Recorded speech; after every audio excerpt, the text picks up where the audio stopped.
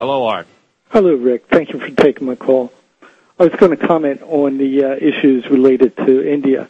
There's a website out there called H1, the number 1B, visasucks.com. That talks about the immigration issue that's coming out of India. There is a very strong Zionist alliance to what's happening in this country with millions of Indians coming over here, replacing Americans, and then outsourcing all the work over there. And then what happens, the work goes over there, and they use those guys to basically pay off our politicians in offshore accounts. And then that's how the system's working. So that's part of it. That's part of the overall plan, yes, subjugation. No, it's a major part, and it does come out of the banks. For instance, J.P. Morgan down in Wilmington, Delaware. Right. As they get a bailout, what are they doing? They're basically letting off tens of thousands of Americans and bringing them in from India, and also doing major outsourcing programs. So our trillions of dollars of bailout money has been used to put a couple million Americans out of work. That's how it's really been. That's how the game's been played. You talk about chutzpah. That is it, my friend. Right. Bank of America is another one. There was the old Kevin Flanagan story out of Concord, California, where he was told to train as a replacement. He was so despondent he committed suicide right in their parking lot. With regards to India, they were the power brokers that got the Clintons in power. Okay, they were the major ones that kept them in power, got Hillary her Senate seat. Yeah. They worked very closely with the Indian business machine, as we know it. Other people called IBM, that's involved with all these major outsourcing projects, using taxpayer money, on state programs, government programs. They get these outsourcing projects, and what do? They don't even hire an American. They basically set up a deal, through a subcontract deal or through bringing in H-1B visa labor, and then they're asking taxpayers who are losing their jobs to basically help pay for them to get rich at our demise. And it is directly... In other words, they steal from you, and then you pay them to get away with it. Correct. Right. That's a pretty good deal, huh? Oh, yeah. And it's directly related. Some of the companies that are tied in with these guys, I said IBM, Oracle is an example. They're a major one. Microsoft is really big in this. And if Microsoft is not a Zionist organization, then I'm Santa Claus. All right. I mean, and it's like you hear Bill Gates there every year screaming that we have to have unlimited immigration. Well, you got, in Detroit, you got a 16% unemployment rate. Where's the job training for Americans? I actually got a letter at one point from McCain on that issue. It was really ridiculous. People are not aware of it. The vast unwashed majority simply are not aware because, again, the so-called media, the informative media, has kept all of this off of the microphone, off of the TV cameras, so that most people simply don't know the truth about Tamiflu, the pharmaceutical industry, or the so-called swine flu infections.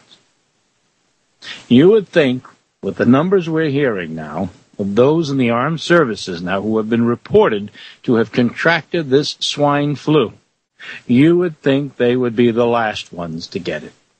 That the number would be virtually non-existent. With all of the inoculations, with all of the vaccines, you would think, in fact, they would not. And yet, we're hearing some horror stories and seeing some in evidence of these people who are attracting and who are actually getting a number of conditions, such as swine flu, we're told. So the contradictions are evident. The disinformation is evident.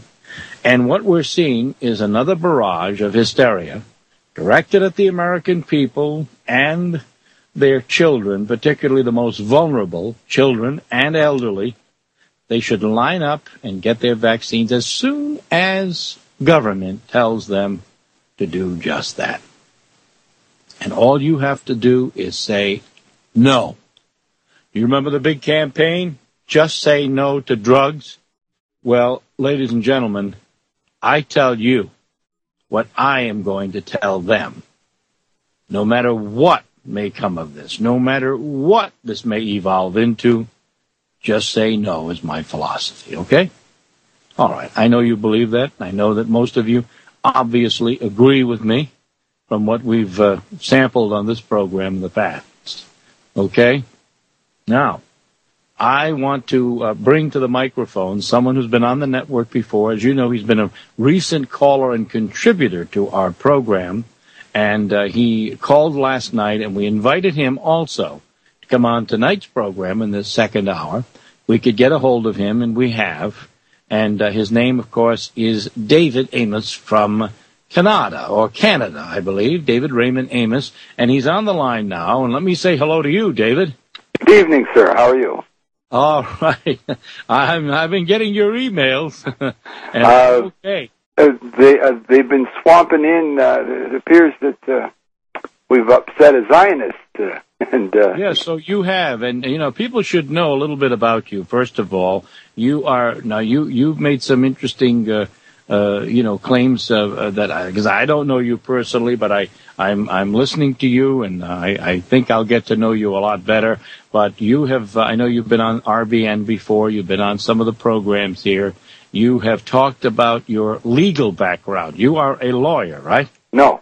Oh, you are not a lawyer? No, I'm a lowly bike mechanic. You're a lowly bike mechanic? Yes, sir.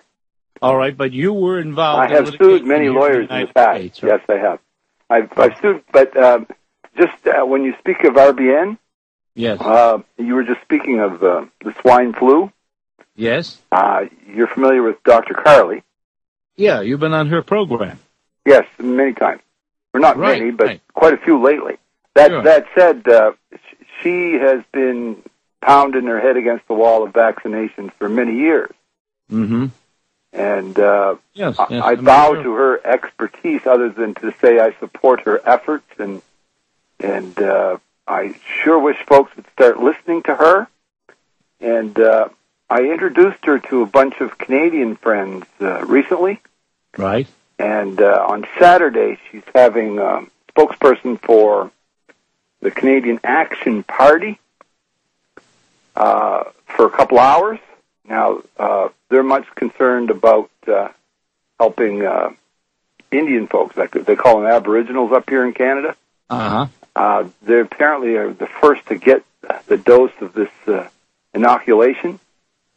And the folks have asked the Action Party to help them, and the other political parties are ignoring them, and the Action Party are doing as best they can with what little resources they have. Uh-huh.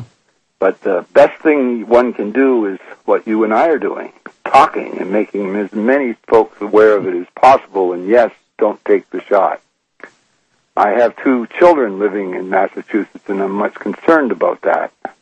Uh-huh. Because their mother is such, if the doctor says do, she does.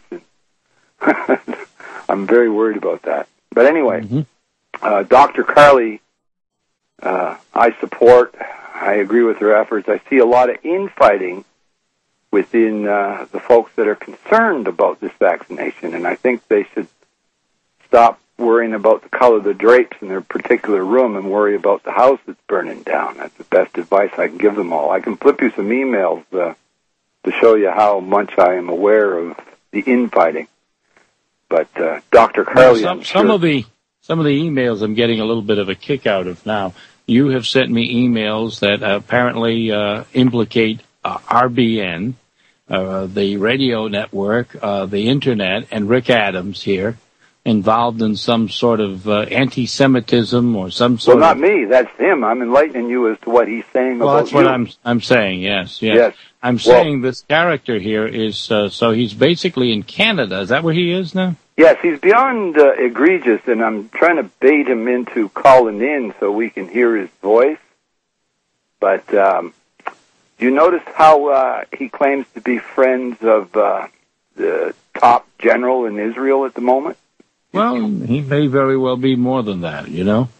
But we don't discount any of that, given the nature of the beast with which we are enthralled currently. Did you click on his blog there and have a look at what he's made? 3 posts this evening as was calling your show. He's been quite prolific at putting you down. I guess he's referring to you as a pedophile. Is that what he's doing? Yeah, that's kind of common operating procedure. Okay. No, I'm no pedophile. I have no criminal record whatsoever. I have permanent resident status in the United States of America. You can't even cross over into your border with a drinking and driving record. Mm-hmm. You know, anything they can do, look what he says about you. Do you believe what he says about you?